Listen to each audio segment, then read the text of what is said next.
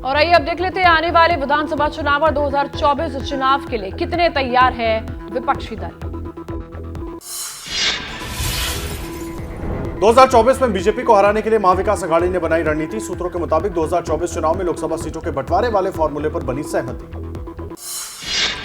सूत्रों के मुताबिक महाराष्ट्र में उद्धव ठाकरे गुट 21, एनसीपी 19 और कांग्रेस 8 लोकसभा सीटों पर चुनाव लड़ेगी। कम सीटें मिलने से कांग्रेस की नाराजगी की भी है खबर। सूत्र बता रहे हैं कि फॉर्मूले के तहत मुंबई की 6 लोकसभा सीटों में से 4 पर उद्धव ठाकरे गुट चुनाव लड़ेगा। 1 सीट कांग्रेस को और 1 सीट एनसीपी को दी गई है।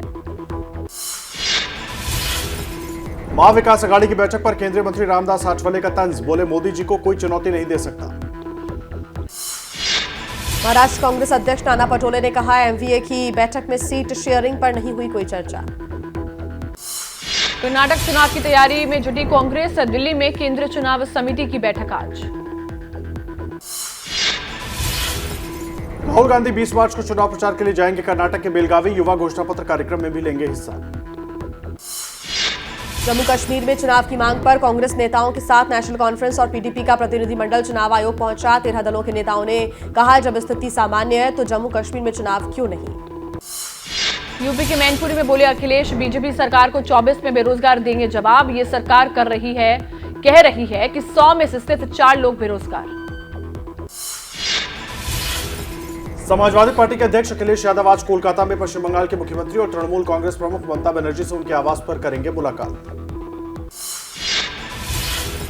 पश्चिम बंगाल के सागरदीघी उपचुनाव में तृणमूल कांग्रेस की हार से ममता बनर्जी परेशान। आज कोलकाता में अपनी पार्टी के बड़े नेताओं की बैठक बुलाई। कल से कोलकाता में समाजवादी पार्टी की 2 दिन की राष्ट्रीय कार्यकारिणी बैठक। 11 साल बाद कोलकाता में बैठक। 20 राज्यों के प्रदेश अध्यक्ष भी बुलाए गए।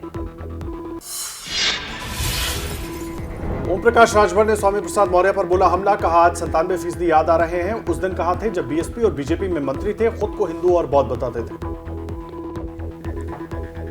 और अब देखिए यूपी की राजनीति से जुड़ी कुछ खबरें 9 सेकंड में। डिप्टी सीएम केशव प्रसाद मौर्य का अखिलेश पर तंज, कहा ऐसे ही समाजवादी पार्टी को चलाते रहे तो आने वाले दिनों में ये समाप्तवादी पार्टी बन जाएगी। अखिलेश यादव का केशव प्रसाद मौर्य पर हमला, कहा हमारे मुख्यमंत्री जी ने एक शूद्र को अपने बगल में रखा हुआ है, उम्मीद क्या करोगे, शूद्रों से बीजेपी घबराई हुई है। अखिलेश लालू मुलाकात पर बीजेपी सांसद सुब्रत पाठक का हमला, कहा लालू यादव से बड़े भ्रष्टाचार से बचने के गुर सीखने गए थे। अखिलेश यादव मानसिक दिवालिया हो गए हैं। 69,000 की भर्ती में आरक्षण की मांग को लेकर लखनऊ एससीईआरटी कार्यालय के बाहर प्रदर्शन में सैकड़ों छात्र हुए शामिल। शिक्षा मंत्री के आवास का किया घेराव। बिजली कर्मियों की हड़ताल, यूपी सरकार सख्त। ऊर्जा मंत्री एके शर्मा ने कहा, अगर एसेंशियल सर्विस में बाधा आई, जनता को तकलीफ हुई तो एस्मा के तहत कार्रवाई भी होगी।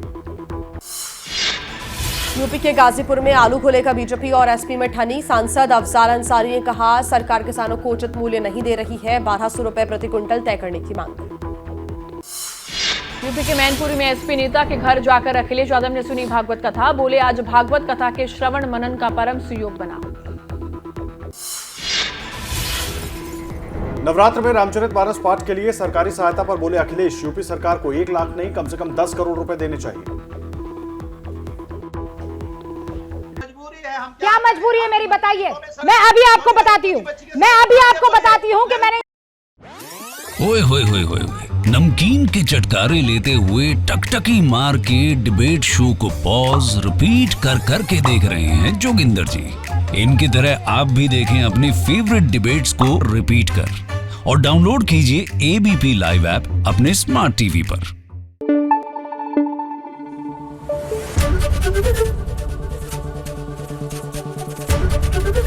एबीपी न्यूज आपको रखे आगे।